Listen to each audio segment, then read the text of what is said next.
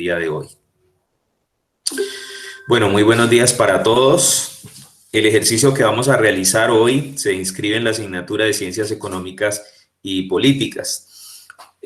A primera hora les hice llegar un artículo de un columnista, digamos, muy reconocido en Colombia, que es Julián de Zuviría, que habla sobre el problema que se ha venido presentando en Colombia, no solo a raíz de las protestas, sino él lo enfoca en la falta de diálogo y lo relaciona también con la falta de lectura.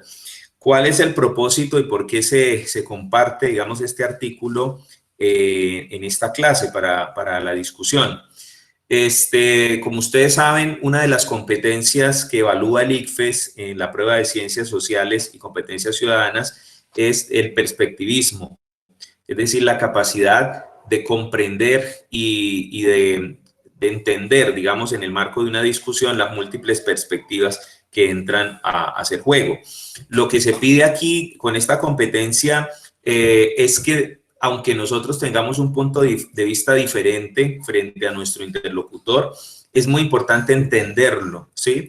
Lamentablemente, en un país como Colombia tan polarizado, la gente tiende a tomar una posición y simplemente a defenderla porque sí, y se crean más bien una especie, digamos, de bandos, se crean una especie así como de barras bravas, discúlpenme la metáfora, en el que pues simplemente, digamos, se crean esos conflictos y por el solo hecho de yo pertenecer a cierto grupo o por el hecho de haberme inscrito en cierta postura, inmediatamente ya me caso con ella y no quiero escuchar nada de lo que piensa el otro, ¿sí? Eso nos ha llevado, pues obviamente, a vivir en una sociedad muy violenta, una sociedad que privilegia precisamente la fuerza sobre el diálogo y sobre la razón. Entonces, creo yo que este artículo de Julián de Zuviría pues viene a convertirse, digamos, en un referente importante para empezar, digamos, a cambiar esa forma de pensar y empezar, digamos, a entender también las múltiples perspectivas. Segundo, lo hacemos a través de un tema que pues por estos días es bastante, digamos, actual y tiene que ver con el paro nacional. Entonces, lo que me interesa, digamos, que analicemos aquí y que el texto de Zuviría lo permite es cuáles son las diferentes posturas, ¿sí? Los diferentes puntos de vista frente a ese fenómeno social que estamos atravesando como es el tema del paro. Entonces, a raíz de esa lectura y a partir, digamos, de ese ejercicio que les estoy proponiendo, vamos digamos, a dinamizarlo de la siguiente forma. En un primer momento yo quiero escucharlos a ustedes, quiero saber qué opinan del texto, qué dificultades tuvieron con la lectura, qué preguntas tienen, qué preguntas le hicieron al texto. Y acto seguido, pues, entre el profe Willington y yo, pues, iremos aclarando algunos puntos. Yo acostumbro, digamos, en estos ejercicios, la mejor forma, digamos, de proceder a veces es ir al mismo texto, ¿no? Para evitar de pronto malas interpretaciones. Entonces, vamos a ir leyendo el texto y vamos a ir comentando cosas. Entonces, voy a darles la palabra. Ustedes saben cómo funciona esto, ¿no? En la parte de abajo hay una manita levantada, entonces los que quieran intervenir, levanten la mano y yo les voy dando el uso de la palabra de acuerdo al orden que ustedes tuvieron. ¿Listo? Entonces, a partir de este momento, por favor, levantan la mano los que quieran intervenir, quienes quieren hacer alguna acotación, pregunta, duda.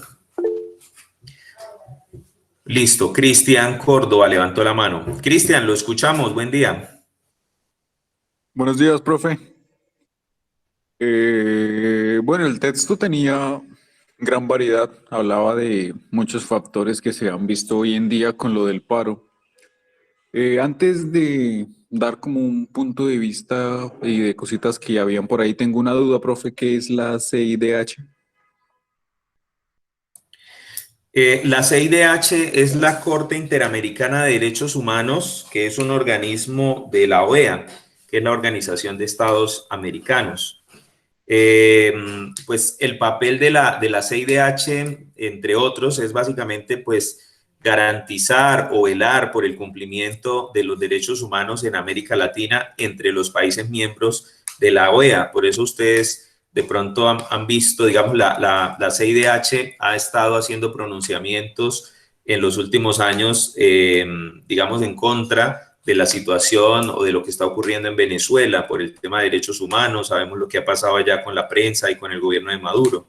Lo mismo, digamos, en el caso de Cuba. O sea, normalmente, pues, la CIDH, digamos, es un organismo con sede en Estados Unidos y que ha tenido, digamos, un papel que jugar ahí en cuanto, digamos, a hacer esas denuncias internacionales sobre los regímenes. Bueno, recientemente también el caso de Nicaragua con la detención de algunos opositores de ese gobierno. Digamos, el papel de la CIDH es ese, es, digamos, hacer como un barrido alrededor de los temas de derechos humanos.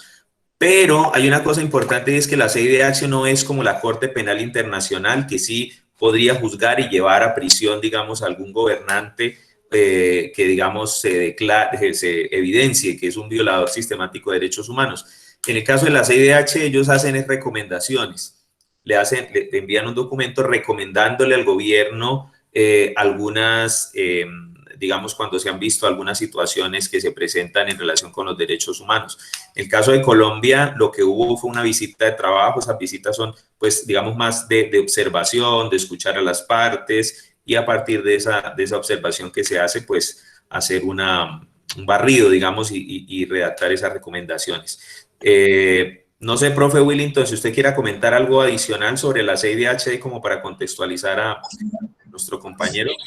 Bueno, profe, esa es la importancia de pronto que se debe tener dentro del Estado, dentro de los estados. En el caso de Colombia, hay algo que es inviolable y ustedes lo deben conocer en materia de lo que es la soberanía. Sin embargo, cuando los estados tienen una seguridad democrática, hacen parte de un estamento internacional, deben respetar esos organismos internacionales. Cuando la gran relevancia e importancia de que un país como el nuestro tenga una visita de la Corte Interamericana es que se permite que el país está dentro de un Estado de Derecho. O sea, se garantizan las libertades dentro del Estado. Si se prohibiera el paso de un organismo internacional dentro del país, estaríamos vulnerando derechos. Y pues esa era la disputa que se daba dentro del marco del paro, el hecho de que no se permitiera que un organismo internacional viniera a Colombia. Prácticamente nos convertiríamos en un Estado irregular, donde no se protegen las libertades individuales y los derechos de la comunidad. Entonces, eso precisamente viene a ser una revisión de cómo estamos garantizando, o el Estado, cómo está garantizando los derechos. Si se están vulnerando derechos humanos, es importante la Declaración Universal de los Derechos Humanos. En Colombia, ¿cuáles son los derechos que se garantizan? Ustedes los pueden encontrar en la Constitución Política del artículo 1141, que son los que denominan los derechos que protegen la integridad de las personas, ¿sí? Entonces, y esa integridad de las personas se va con la dignidad humana. Cualquier afectación a la dignidad humana afecta un derecho de la persona, y ese derecho es condenado por la Corte Interamericana, ¿sí? De hecho, lo que decía el profe, si llegado el caso se ve la vulneración de derechos humanos, incluso pueden iniciar un proceso ante la Corte Penal con el fin de condenar actos o hechos que vulneran derechos de personas que afectan a derechos humanos. Entonces, esa es la importancia de la Corte Interamericana que haya venido. Estamos esperando el informe, igual, procedimiento oficial, han salido pronunciamientos. Igualmente, pues el pronunciamiento oficial será el informe que envían de Colombia de cómo estamos. Pues el Estado como tal tiene que frenar, y de hecho se frenaron muchísimas cosas. Yo creería que el hecho de que haya venido representó un avance significativo. Entonces, es eso, profe, ese sería mi aporte. Vale, profe Willington, muchas gracias. Cristian, ¿queda resuelta su duda? Sí, señor. Vale, perfecto. Muy bien, ¿qué otro estudiante tiene algún comentario, alguna duda en relación con la lectura? ¿Todo quedó claro? Bueno, entonces vamos a proceder de la siguiente manera. Como les digo, pues el tiempo en televisión siempre es corto, dicen por ahí. Entonces vamos a hacerlo de la siguiente forma. Yo les voy compartiendo la lectura y a partir de la lectura del texto, pues van surgiendo también de pronto las dudas y van surgiendo pues algunos comentarios que hacer. Bueno, ¿me confirman por favor si están viendo el texto? Sí, señor. Vale. Entonces, el texto comienza con un estándar y un desarrollo o una acción de pensamiento, ¿no? El estándar dice: comprendo que el ejercicio político es el resultado de esfuerzos por resolver conflictos y tensiones que surgen en las relaciones de poder entre los estados y en el interior de ellos mismos. Como se dan cuenta, pues es un estándar que recoge en buena medida lo que vamos a discutir aquí, ¿no? Y es esa situación conflictiva y de tensiones que en ocasiones se dan entre estados o al interior de los estados, como es el caso colombiano actualmente.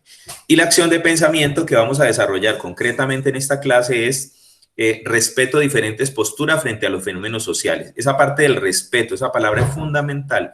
Podemos diferir, podemos pensar distinto, tener diferentes opiniones, pero aún así debemos respetarnos.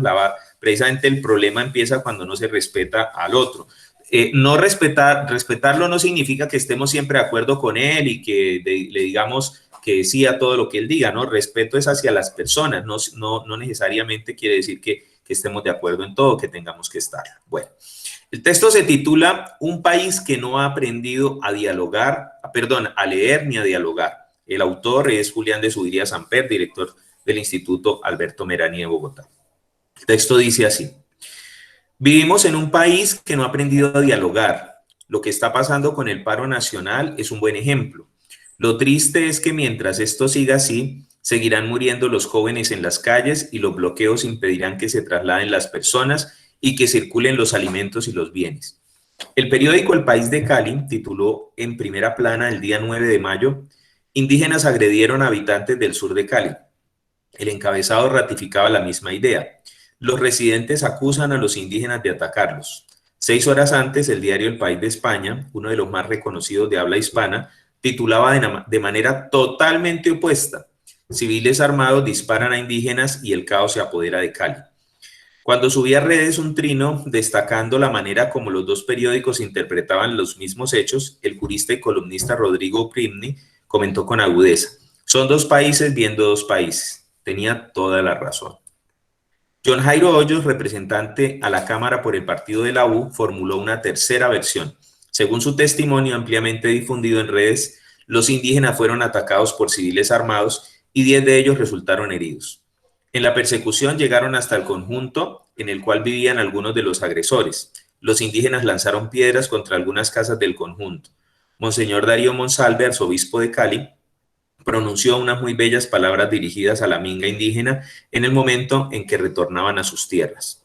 Les pido perdón en nombre de la ciudadanía, en nombre de la ciudad y de las autoridades de Cali, por las situaciones vividas. Ustedes son el pueblo esperanza de saber ancestral y aprendizajes de paz.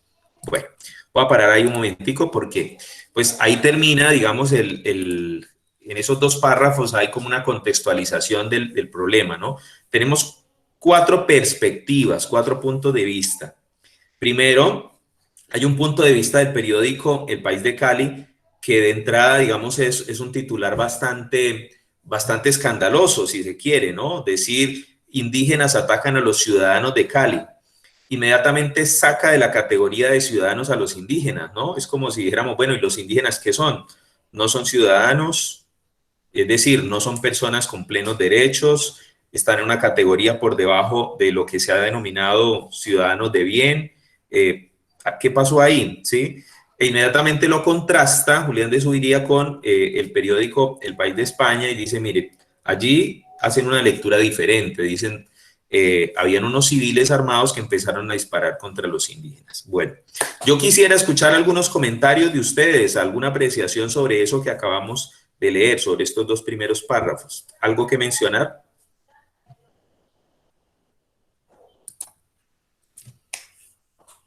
¿O todo normal?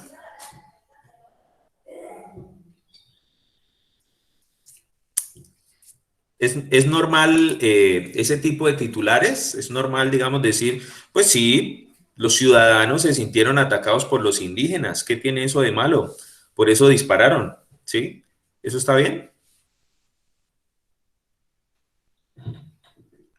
Sí, normal, ¿lo aprobamos todos acá? No, profe. ¿Sí lo aprobamos? ¿Estamos de acuerdo con eso? No, señor. ¿Por qué no, Valentina? Pues, profe, o sea, es que, bueno, yo digo que ellos lo hacen eh, muchas veces pues, aquí en Colombia como que los indígenas y muchas como comunidades, como tribus, bueno, han sido como muy olvidadas y como que se, bueno, sí, como olvidadas por, no se rescata como, eh, Y estigmatizadas. sí, bueno, no se rescata como lo que ellos han aportado antes al país y como la cultura. Vale, Valentina, muchas gracias. Liliana, ¿su merced va a decir algo más? Casi lo mismo. Pues, profe, esto, Ajá. pues realmente como que no sorprende que estos periódicos tengan puntos de vista diferentes, pues porque como aquí usted y todos lo sabemos, eh, algunos de ellos hacen parte del Estado y les cubren las noticias, no las muestran como realmente son, y en este caso estigmatizan a la minga y realmente pues por debajo de lo que realmente representa Colombia, porque pues la minga y los indígenas son una parte muy importante de Colombia.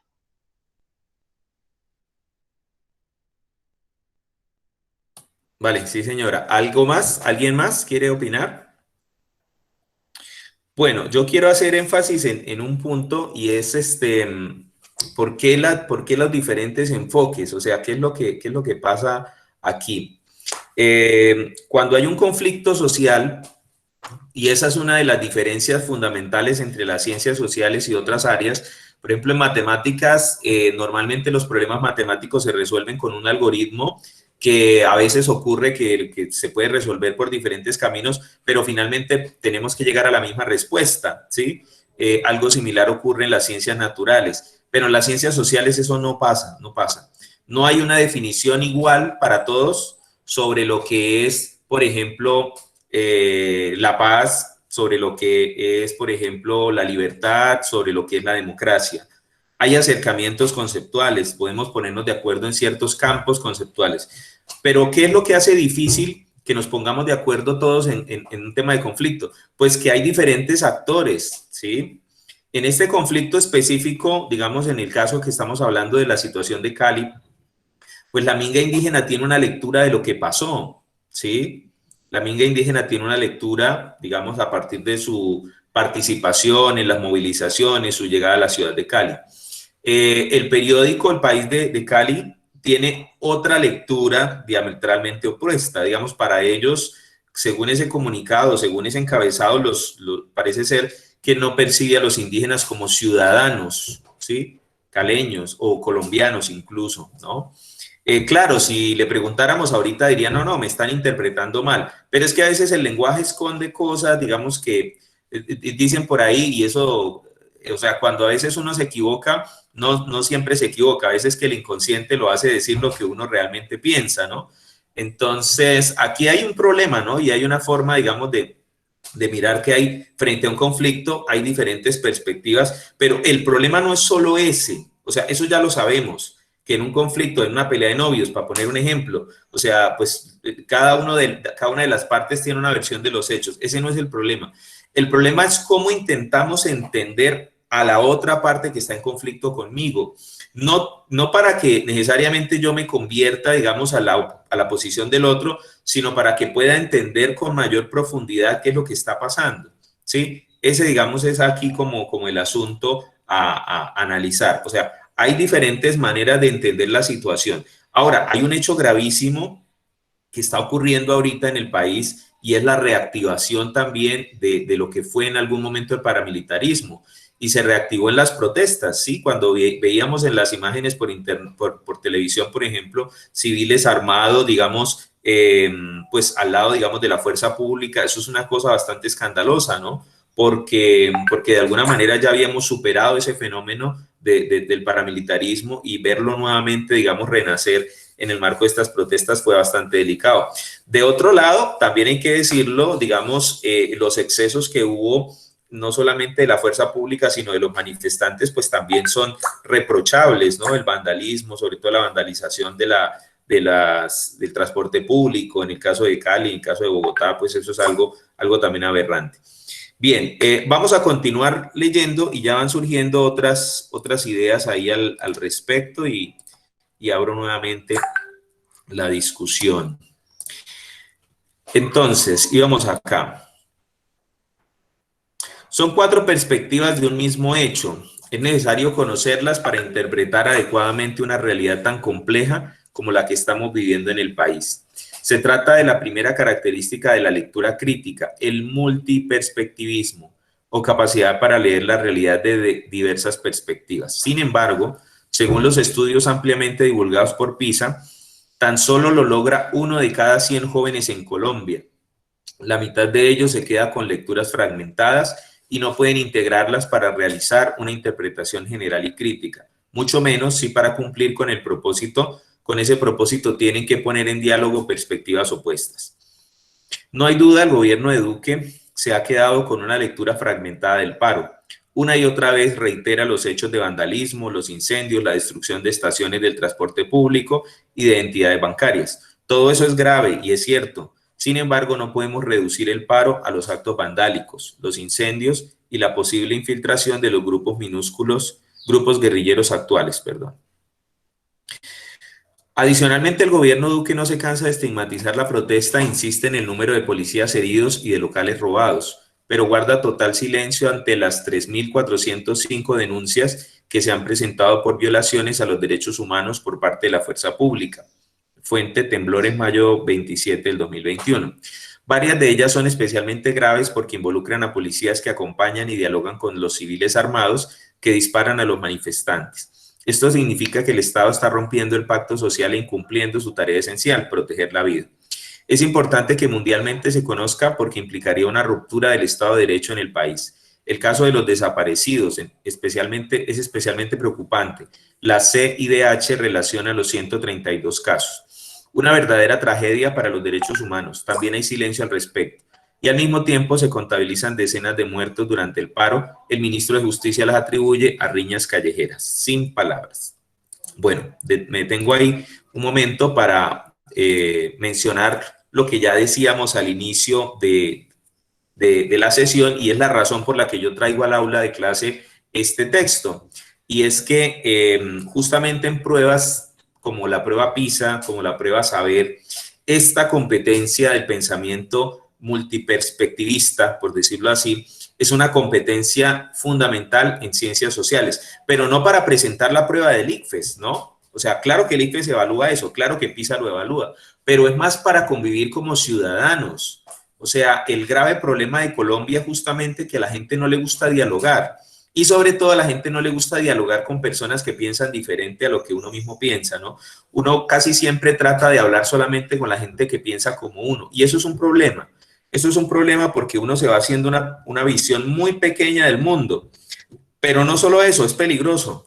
Porque cada vez que nosotros tenemos la oportunidad de hablar con alguien que piensa diferente, en vez de tratar de entenderlo, de razonar con esa persona, inmediatamente ponemos una barrera y empezamos los ataques personales. Ah, es que usted piensa así porque usted es un tal por cual, porque es que claro, como usted, por ejemplo, en el marco de estas protestas, la mayoría de los debates siempre terminaban, es que como usted es un uribista, es que como usted es petrista, y pum, ahí se acabó el debate, ¿no? Se acabó la discusión.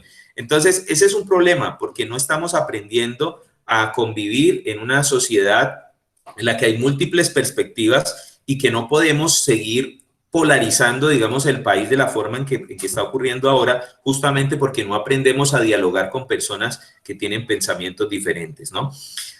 Pero uno de los problemas que genera esa falta de perspectivismo es ver la realidad de forma muy sesgada y de forma muy parcializada. Voy a ponerles un ejemplo y ya le abro la discusión para que opinen. Es lo que pasó con el tema de los videos, ¿no? Los videos sirvieron, digamos, como hasta cierto punto para enterarnos de ciertas cosas, pero de otra parte también para que la gente viera solamente una parte de la película. Sí, se volvieron muy famosos los videos y las imágenes en las que veíamos una escena, por ejemplo, en la que había un grupo, digamos, de policías atacando a un muchacho. Y obviamente, pues eso es una cosa lamentable y absolutamente deplorable ver 6 policías dándole patadas a un muchacho en el piso. Eso es intolerable. Pero al mismo tiempo, bueno, ¿y qué pasó antes? O sea, es decir, ¿cómo empezó todo? Entonces, eso dificulta también, digamos, entender un poco una realidad que es más completa, más compleja, más global, si solamente estamos viendo una parte de la película. Bueno, dejo ahí porque no quiero sentarme en la palabra. ¿Alguien quiere dar su punto de vista? Valentina, la escucho. Bueno, profe, pues dar como una opinión general como al texto, porque pues lo que entendí es que como que nos propone que nos autocritiquemos, ¿sí? Que de lo que leamos y lo que veamos, como que no nos quedemos ahí, sino que tratemos de bueno, buscar más allá y ser más críticos con nuestro pensamiento, ¿sí? Investigar más sobre lo que estamos leyendo y no solamente quedarnos ahí.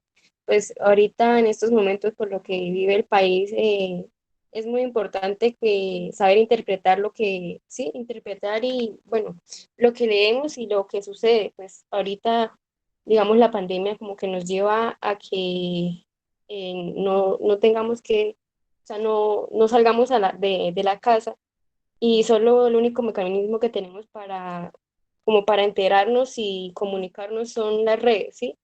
Y bueno, enterarnos sería pues la televisión, pero pues también esto nos juega como un factor favorable y desfavorable, porque bueno, la desventaja es que es difícil como entrar a comprender y comprendernos o comprendernos, ¿sí? Porque pues siempre hay dos bandos, ¿sí? Y unos van a estar a favor y otros van a estar en contra. Y de lo que pasa y pues generan ahí como un odio y pues eso a veces nos ciega y llegamos como a que realmente no veamos lo que está en juego y pues surge ahí lo que dice usted, la violencia y no nos lleva al diálogo, que es como lo que trata de la lectura, el título, sí, como que si no hay diálogo, pues la violencia va a tomar más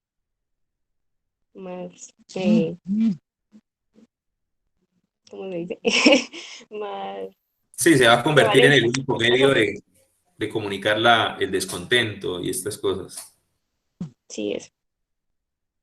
Vale, Valentina, muchas gracias. ¿Alguien más? Oscar Becerra y Andrea Pico. Oscar, lo escuchamos.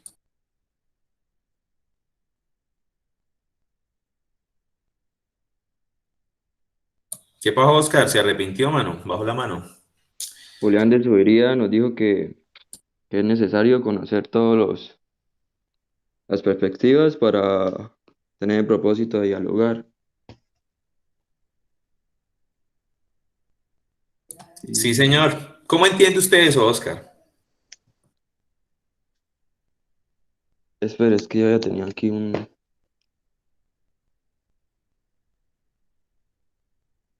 Porque la gran mayoría de colombianos no tiene criterio. Se quedan solo con una perspectiva y no van más allá. Y entonces al momento de aceptar que el otro tiene razón es muy difícil porque el orgullo se queda ahí en ellos. Algo así, ¿no? Sí, tiene algo que ver con eso. Eh, También, digamos, con el hecho de que a veces tener solamente o quedarse con una sola perspectiva, pues no le permite comprender el fenómeno de una forma más completa. Bueno, gracias. Andrea Pico. Profe, si la Comisión Internacional de Derechos Humanos ya vino a Colombia y se dio cuenta de lo que realmente estaba pasando, de que el gobierno le estaba violando los derechos a los ciudadanos, ¿qué va a hacer? O sea, es que no vale nada que vengan, miren, se den cuenta de lo que está pasando y no hagan nada y que el gobierno siga abusando de los ciudadanos.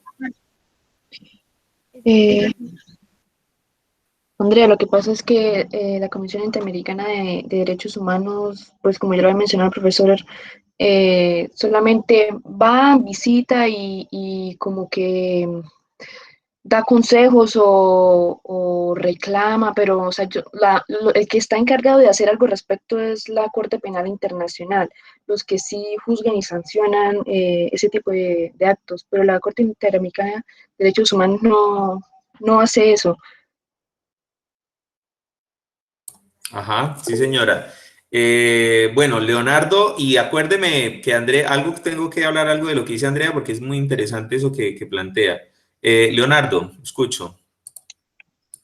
Pues sí, profe, la verdad es que para opinar no hace falta información, ¿sí? Estamos encerrados, o sea, nosotros estamos encerrados y ahorita nuestros únicos medios de comunicación son las noticias, ¿sí?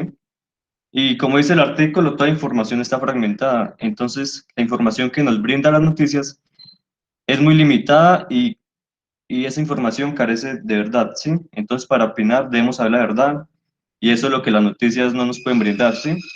Y debido a eso, algunas personas se encierran en solamente esa perspectiva que nos dan las noticias y por eso es que empiezan los conflictos con los que tienen ideas opuestas. Vale, Leonardo, muchas gracias. Sí, señor. Valentina iba a hacer una apreciación.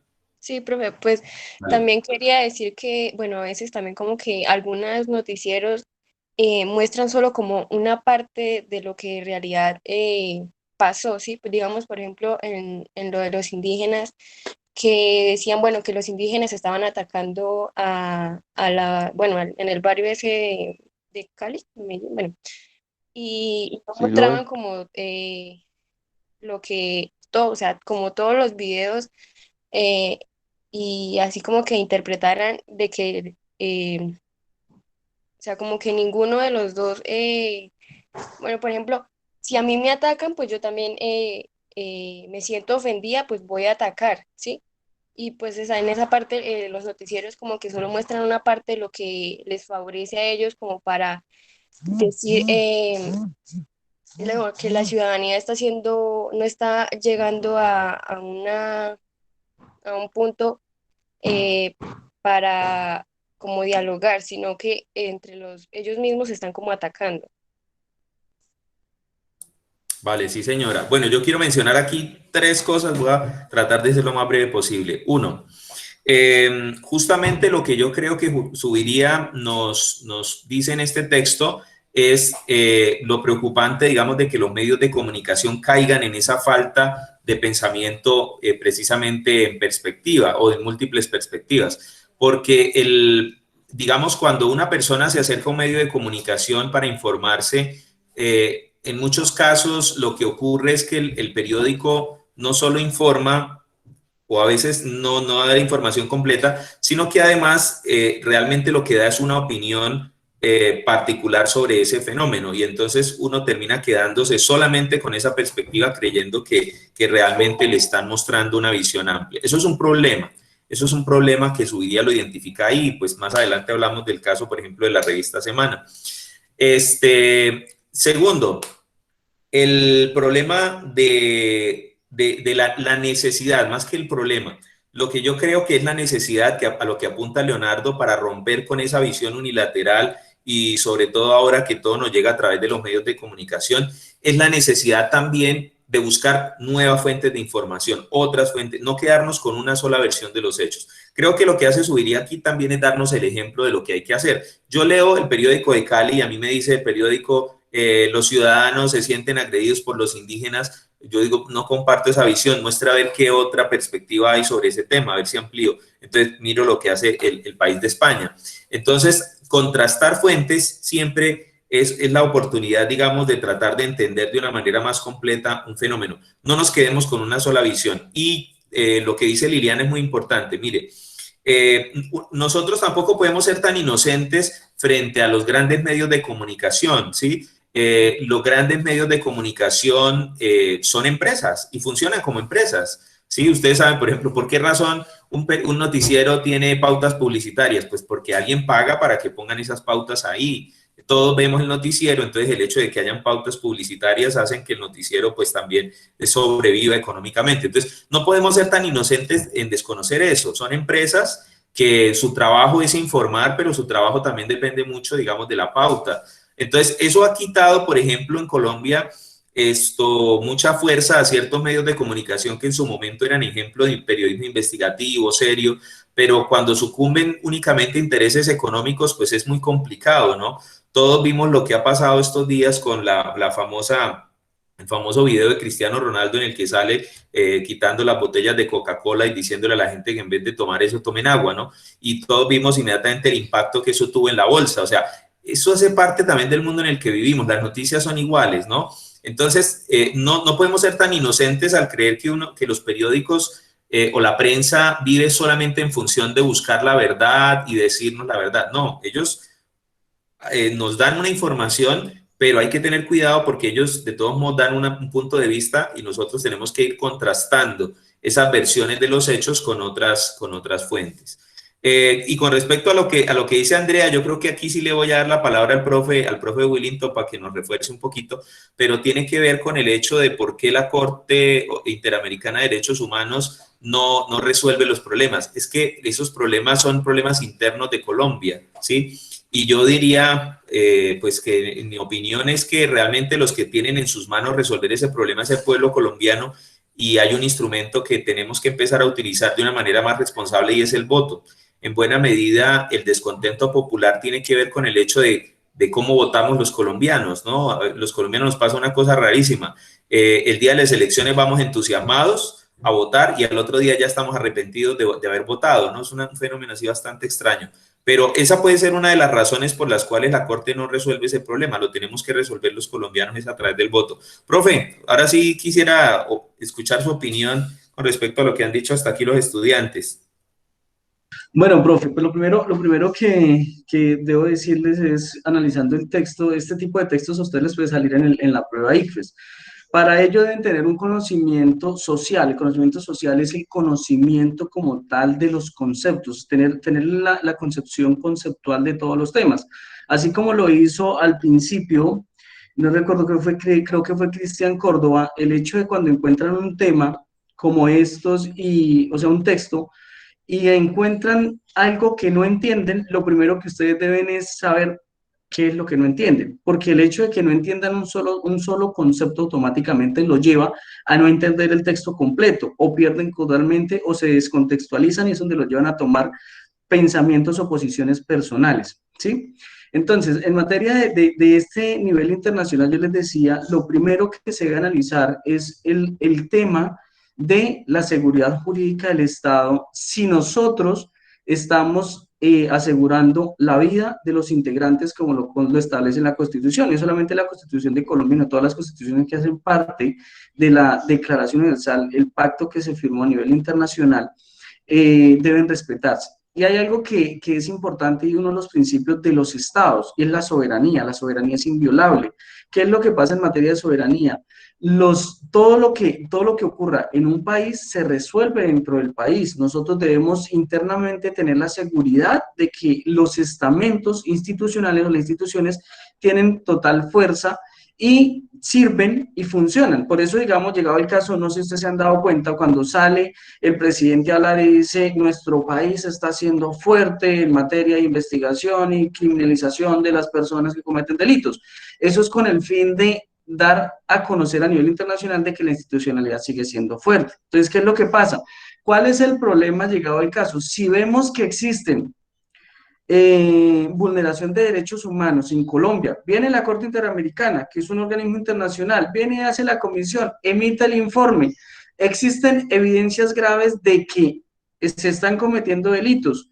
¿Qué es lo que debe hacer el Estado internamente? Una vez se conozca el informe, realizar las investigaciones. ¿Qué pasa? Si esas investigaciones no dan resultado esperado en la comunidad, o sea, el Estado sigue siendo incipiente en la respuesta, no le da seguridad jurídica, porque es que el hecho de que un país no le dé seguridad jurídica a los que integran el país, quiere decir que a nivel internacional estamos siendo inestables. Y nadie va a creer en Colombia, nadie va a creer en un país. Lo que pasó, un ejemplo, en el caso aquí muy cercano a Venezuela, lo que pasó de hecho también en Cuba, porque es un tema que también trasciende las fronteras. Y el problema, ¿cuál es? Que cuando nosotros perdemos credibilidad a nivel internacional, no confían en nosotros. La inversión extranjera se va, la moneda, el precio de la moneda cae, las acciones de las empresas también se van por el piso. Eso genera una inestabilidad del Estado. El Estado no puede permitirlo. Pero si llegaba el caso, venga, esta vaina no funciona. Entonces ya nos vamos con las investigaciones individuales. Acordémonos que en materia individual no responde el Estado. responden los integrantes del Estado, los que hacen parte del Estado, de la forma de gobierno. Acordemos que un Estado se conforma del Estado como tal, el concepto abstracto, porque es una figura jurídica, y existe la organización o la forma de gobierno. La forma de gobierno es cómo está organizado ese Estado. Entonces nosotros tenemos una organización interna y es donde se representan las instituciones, pero toda institución está representada por una persona y penalmente responden de manera individual y no de manera colectiva. Un ejemplo, contra Colombia no se va a abrir la investigación, se abre la investigación contra el representante jurídico de Colombia, en este caso es el presidente, pero el presidente también puede decir, no era yo el responsable es el ministro de Defensa. El ministro de Defensa dice, no, yo no era el responsable era no sé, el comandante de las fuerzas militares, el comandante de la fuerza de policía. Entonces, para que tengan en cuenta la diferencia entre la una y la otra, qué es lo que hace cuando, digamos, llega el caso, se hace una investigación ya penal, que es una judicialización, es cuando se han cometido delitos, o sea, realmente se cometieron delitos y a pesar de que cometieron delitos, el Estado no hizo nada por llegar a sancionarlos, que es internamente, porque como les decía, la soberanía es que el Estado como tal debe entrar a regular, es como usted si tiene en su hogar se resuelven los conflictos dentro de su hogar, no esperan que el vecino o la vecina tenga que entrar a resolverlos, pero si no resuelven el conflicto, entonces les toca acudir ante un comisario de familia, por ejemplo, o incluso ante el juez, para que lo resuelva. Así pasa con los estados, para que lo entiendan más o menos cómo funciona el estado. De pronto, ay, no vino la corte y no hizo nada. No, es que ella no venía a resolver nada, ella venía a hacer un informe, a visitar que se debe respetar dentro de los protocolos internacionales, que el paso de esos organismos internacionales lleguen al país y verifiquen el cumplimiento de garantías que existen dentro del mismo, ¿vale? Entonces, ese es el tema. Entonces, es importante que tengan ese mapa conceptual muy claro. Ahora, por lo menos hace un momento cuando decía, por lo menos, hablaban del tema del porte de armas en Colombia, el porte de armas por parte de los civiles. Ustedes leen el texto, por lo menos en la prueba ICFES, les pueden salir el mismo texto que le está proponiendo el profesor John Freddy, y les dice, y ahora en comillas, entre comillas, el porte de armas, bueno, ¿cómo es que dice el texto hoy actualmente? Donde dice, los civiles arremetieron o dispararon contra la población indígena, entre comillas, pensemos que diga textualmente, abren comillas. Ese hecho de que los civiles hayan disparado, ustedes les pueden salir preguntas en el IFES como, según el texto, abren comillas, los civiles dispararon contra los indígenas, es, por lo menos, legal.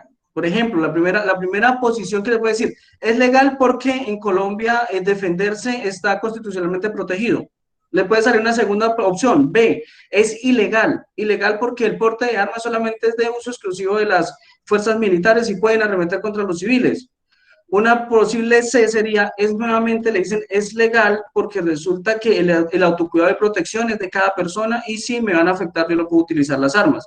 Y la opción D les puede aparecer como, es ilegal teniendo en cuenta de que las armas solamente son de uso exclusivo de las fuerzas militares en Colombia. ¿Sí? ¿Cuál podría ser la mejor opción y cuál sería la respuesta correcta de ese texto? Y es el mismo texto que les puede aparecer.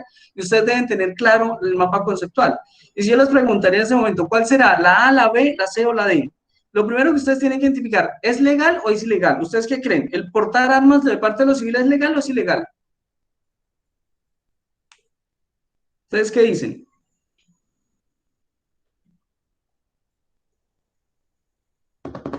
Muchachos, ¿qué dicen ustedes? ¿Es ilegal? Cristian. Sí. Listo. Ilegal. Es ilegal. Tenemos entonces automáticamente dos opciones. Listo, ya sabemos que legal no es, ¿cierto? Y entonces ahí donde ustedes vienen, bueno, entonces, ¿es ilegal? ¿Por qué es ilegal? Es el concepto que ustedes deben tenerlo. ¿Por qué consideran que es ilegal? Porque el porte ilegal de armas puede atentar contra la vida de otros civiles, de otras personas.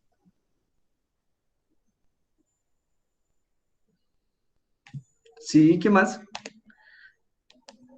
Bueno, aquí es algo importante, digamos, porque no tenemos mucho tiempo, no podemos generar mucho debate. Es importante, mire, digamos, llegado el caso del pensamiento social, hacia dónde va dirigido, a tener el concepto claro. Y en Colombia, a diferencia de en algunos países como Estados Unidos, en algunos estados se permite el porte de armas aparte de los civiles, porque es que allá la seguridad personal está por encima, o la seguridad y la protección personal está por encima incluso del mismo estado.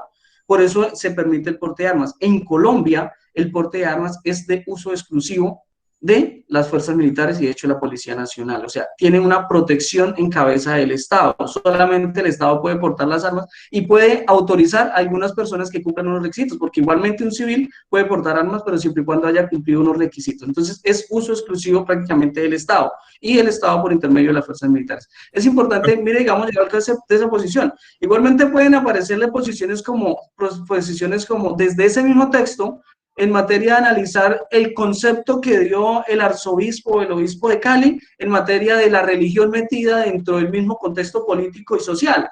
También pueden aparecer este tipo de preguntas así. Entonces, Profe, es necesario, ¿señor? sí, con respecto a eso que su merced está diciendo del porte de armas y la comparación con Estados Unidos, efectivamente, porque a veces la gente ve y uno dice, bueno, pero ¿cuál es el problema? En Estados Unidos, digamos, la gente va a un supermercado y compra un arma. Hay estados en los que usted, por abrir una cuenta de ahorros en un banco, le ofrecen un rifle, ¿no? Entonces, una cosa así. Bueno, además hay que recordar a la gente que Estados Unidos tiene un récord internacional en donde todos los años ocurre alguna hecho, digamos, de violencia en el que un loco de estos agarra un arma y va y mata a 50 personas. Entonces, o sea, la gente ve solamente lo que quiere ver, ¿no? O sea, le parece maravilloso que haya porte de armas allá y que sea legal, pero se escandalizan o guardan silencio cuando ocurren estas masacres, ¿no? Hay un problema grande con Colombia y es que en Colombia, en Colombia eso... A ver, voy a ponerlo en estos términos. Lo que hemos visto ahorita en las protestas, donde hemos visto a gente saliendo armada a dispararle a los manifestantes, es que en Colombia no hay control sobre las armas. Eso es un problema. En Estados Unidos sí. El Estado norteamericano tiene la posibilidad de hacer un rastreo minucioso de cada una de las armas, porque cada persona que compra un arma está plenamente identificada y el Estado sabe quién las tiene. En Colombia no. En Colombia cualquiera tiene un arma y lo peor es que uno dice... Y eso que en Colombia no hay, supuestamente, el uso de armas no está legalizado y todo el mundo tiene un fierro, todo el mundo. Entonces uno dice, no, pero espere, o sea, es decir, en Colombia es una locura porque el problema es que el Estado no controla eso. Entonces, permitir el uso, digamos, de armas en civiles, pues es de alguna manera abrir una puerta, mejor dicho, es quitar un portón y que entre el que quiera. O sea, no hay forma. El Estado colombiano, seamos honestos, el Estado colombiano le falta muchísimo recorrido para tener, digamos, realmente control sobre un montón de cosas, ahora mucho menos en las armas. Incluso uno diría, en Colombia pasa algo curioso, y es que a pesar de que el porte de armas es ilegal, existen guerrillas, existen paramilitares, todos esos berracos están armados. ¿Por qué el Estado no controla eso? Porque no tiene la capacidad de controlarlo, así de sencillo. Entonces, eso es un lío. Eso es un lío incluso desde... Ahora, hay una diferencia entre el porte de armas, a propósito de la pregunta que usted les hacía a los estudiantes. Hay una diferencia entre la defensa legítima, por ejemplo, el derecho a la legítima defensa implica que si alguien llega a mi casa a atacarme y yo me defiendo y producto de esa defensa, digamos, la otra persona muere, pues yo acudo a la legítima defensa. Pero yo salir en una camioneta 4x4 con 3 amigos más, cada uno de ellos con un rifle de asalto, a dispararle a las manifestantes, ¿eso qué tiene que ver con la legítima defensa? Por Dios, ¿dónde aparece la legítima defensa? ¿No? O sea, es no sacar las cosas de contexto, son dos cosas absolutamente diferentes, ¿no? Juan David creo que estaba levantando la mano, Juan David. Juan David y Alejandro. Pues una pregunta sobre lo de las armas. Cuando sacan permisos, ¿y eso también sigue siendo ilegal o no? No, precisamente como... bueno, profe, no escuchamos. Vamos a ir anotando eso que dijo Juan David y vamos a escuchar a Alejandro para que podamos responder las dos preguntas. Alejandro. Pues, profe, no es como tanto una pregunta, sino como por decir, ¿no? Pues yo creo que, o sea, tanto la legalización es muy importante en en todos los estos, porque, pues, o sea, Estados Unidos tiene, como usted decía, Estados Unidos tiene localizadas casi todas las armas que tiene cada persona, ¿no? Y pues yo creo que Colombia no, o sea, Colombia hay mucha gente que las tiene y no las tienen, pues como dice usted, localizadas, pero es como tanto por la legalización en sí, ¿no? Porque si estuvieran legalizadas, ya tendrían un control, o sea, un mejor control, ¿no? Entonces, como mi punto de vista, ¿no? ya Vale, tendrían Alejandro, muchas gracias, interesante. Profe, ahora sí lo dejo y hable usted y después hablo yo, para no sentarme en la palabra. Vale, profe, muchísimas gracias. Bueno, con respecto a la pregunta de Juan David, creo que decía cuando el Estado permite una autorización, precisamente esa arma se convierte en una posesión legal. ¿Qué es lo importante? Solamente puede utilizarla quien tiene la autorización, ¿no? Porque un ejemplo, pensemos, hipotéticamente resulta que John Freddy pidió solicitud de autorización para utilizar un arma. El arma, como dice John Freddy, pues pasa precisamente con un proceso minucioso, Indumil en Colombia, que es la que se encarga de realizar el registro interno de las armas. Pues esa arma ya va a estar identificada, pero el único que está autorizado para manipularla es John Freddy. Si alguien utiliza el arma de John Freddy sin autorización, ya es un porte ilegal, automático, así sea la esposa. Ah, es que John Freddy, no, el quien tiene el porte es la persona, porque precisamente se hacen una serie de exámenes, entre ellos exámenes psicológicos, exámenes de utilización, de saber manipular el arma, solamente lo puede hacer él. ¿Listo? Entonces, ¿qué es lo que pasa? En esa investigación John Freddy va a estar precisamente llegado el caso que se haya portado mal el arma, John Freddy va a estar en la investigación, el por qué permitió que otra persona utilizara el arma cuando era uso exclusivo. Entonces es importante eso. En diferencia de Estados Unidos, lo que dice el profesor John Freddy, lo que pasa es que en Estados Unidos, ustedes dicen, ¿por qué en Estados Unidos se protege la utilización de las armas? Pues hay un concepto de libertad que nace precisamente en los Estados Unidos de América, y resulta que el arma o lo que es la protección individual está por encima de ese concepto de Estado incluso. O sea, el derecho a portar armas en Estados Unidos significa derecho a la libertad. Y el libertad es que ningún Estado puede ser opresor o ningún Estado puede estar por encima de la individualidad.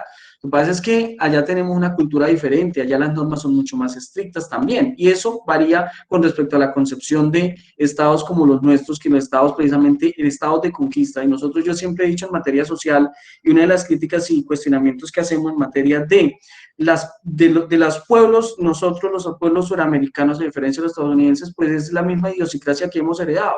No sé si el profe John Freddy nos contextualiza dentro de la historia, precisamente nosotros tenemos ese problema. Nosotros venimos de una herencia de vándalos, así de sencillo, y prácticamente fue una herencia que hemos mantenido, y hemos siempre vivido con el concepto entre los vivos y los bobos. O sea, los vivos son aquellos que creen que son vivos y miran cómo utilizan la información a su favor y no le importa el resto, ¿sí? Como todavía una idiosincrasia que tenemos. Y ese transcurso, esa transición realmente es un poco difícil y compleja, porque se debe mostrar a campo abierto, se debe mostrar la realidad y hacer un estudio minucioso de lo que es la realidad social y lo que hay en Colombia, para así mismo entender la sociedad de hoy en día, porque hoy en día el Estado se siente tan afectado cuando la gente sale a hablar, a marchar, porque es que hoy en día la información se globalizó. No es lo mismo gobernar en el año 2021 a gobernar en el 2002, cuando la gente hacía caso a los medios de televisión, a la radio, cuando hoy en día usted tiene su celular y está viendo lo que está pasando en el mundo. Eso se convirtió en un arma de doble filo para estados como Colombia, que se ha generado precisamente politizado. Entonces nos vamos a las agresiones personales, como decía el profesor John Freddy, porque creemos que la gente no lee. Y resulta que entonces vamos a empezar a agredir a las personas, a las individualidades, y el común, la sociedad, la estamos dejando como querer otra vez enfrascarlas al 2002, 2003, 2004, cuando la gente solamente veía una cajita que era el televisor. Hoy en día miran el televisor, la tablet, el celular. Mientras miran noticias, están mirando el celular y están comparando lo que está viendo en las noticias con lo que está pasando en la realidad. Y encuentran la mentira y dicen, no, yo no le creo, apago el televisor y mejor prefiero seguir viendo la realidad del país. Y esas cosas son los contrastes de hoy en día de entender la sociedad actual. Entonces, profe John Freddy. Sí, dos cosas así puntuales, porque bueno, ya casi estamos terminando la clase. Lo uno, la realidad política de Colombia es muy diferente a la realidad política de Estados Unidos. Nosotros hemos arrastrado un conflicto armado de más de 60 años. Eso significa que hablar, digamos, de legalización de las armas en Colombia en este momento es muy difícil. No es imposible, pero es muy difícil. Segundo, quiero hacer la siguiente claridad. La mayoría de las personas que hemos visto que han salido por televisión disparando a los manifestantes, esas armas tienen porte legal. Parece ser que tienen porte legal. O sea, parece ser que son gente estrato 6, estrato 7 de la ciudad de Cali, sobre todo grandes potentados, incluso algunos de ellos grandes terratenientes, que están armados y son armas que están legalizadas, o sea, es decir, eso no se puede, no pueden decir que es que son, discúlpeme la expresión, por ahí banditas de un barrio popular y por ahí un changón que se hicieron, por ahí armas hechizas, no, son armas legales, o sea, compradas legalmente. Entonces, eso no garantiza que no se van a utilizar de esta manera como se está haciendo, digamos, y hay que, o sea, por eso les digo, bueno, ya en el tiempo que nos queda es imposible abordar este tema, pero afortunadamente vamos a seguir invitando al profe Willington para que nos siga, digamos, ayudando a resolver estas dudas. Pero digamos que en conclusión, esto, sobre todo para la pregunta de Alejandro, pues Alejandro, son realidades diferentes, son realidades políticas muy distintas. Estados Unidos ha tenido un proceso político muy distinto al nuestro y ya vemos también que las consecuencias tampoco han sido de todo positivas, ¿no? Lo que les decía, las masacres en Estados Unidos, muchachos que van al colegio y porque un profesor les puso una mala nota llegan y matan a 3 estudiantes y al profesor. Eso es una realidad en ese país, es una cosa que yo no envidio para nada. Bueno, compañeros, falta un minuto. Lamentablemente, como les decía, el tiempo en televisión pasa muy rápido. Yo quiero 2 cosas antes de irnos. Número 1, recordar la pertinencia de este ejercicio. El profe Willington recordaba, este es el tipo de textos que el ICFES pone para evaluar. Así es de que párenle bolas a este texto, párenle bolas a esta clase, pareciera que no, pero esto que estamos discutiendo con toda seguridad les va a servir en el momento de presentar la prueba de estado porque apunta a una competencia, una de las 3 competencias que evalúa ciencias sociales, que es el pensamiento multiperspectivismo. Número 2, pues agradecerle al profe Willington. Yo creo que estas clases así conjuntas el año pasado las habíamos hecho, fueron muy exitosas y si el profe lo permite y si hay la oportunidad de volverlas a hacer, me gustaría porque creo que todos aprendemos mucho de esta sesión. Entonces, profe, medio minuto para que despidan. No, profe, muchísimas gracias por la invitación. Gracias, realmente estos temas siempre me llaman la atención y de hecho son dentro de la competencia. Y pues nada, profe, agradecido y la verdad, qué bonito porque yo creo que entre todos aprendemos. Yo siempre he dicho que cada oportunidad o cada encuentro es una oportunidad de aprender más. De los estudiantes aprendemos a diario los conceptos y entre pares, profe, o sea, entre docentes aprendemos muchísimo más y podemos resolver muchísimas más dudas. Profe, muchísimas gracias por la invitación. Igualmente.